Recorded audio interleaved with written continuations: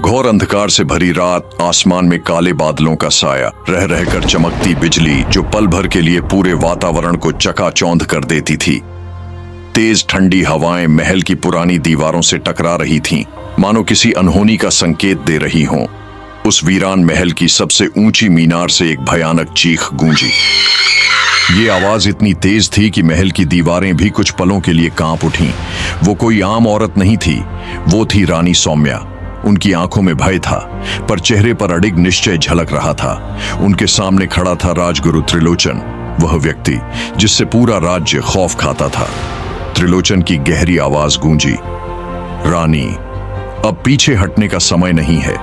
इस महल की आखिरी मीनार में वह राज छिपा है जिसे जानकर तुम या तो अमर हो जाओगी या फिर इतिहास में खो जाओगी। रानी सौम्या ने अपनी तलवार कसकर पकड़ी और धीरे धीरे दरवाजे की ओर बढ़ी।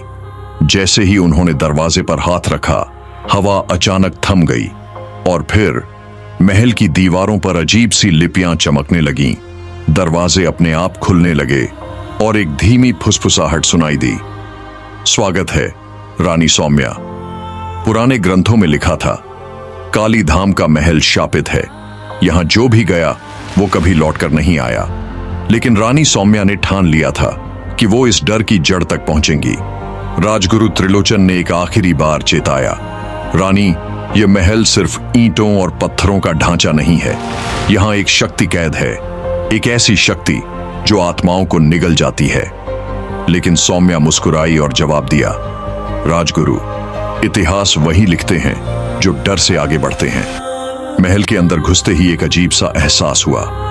जैसे ही रानी ने पहला कदम रखा, फर्श की दरारों से धुआं निकलने लगा। त्रिलोचन ने मंत्र पढ़ना शुरू किया।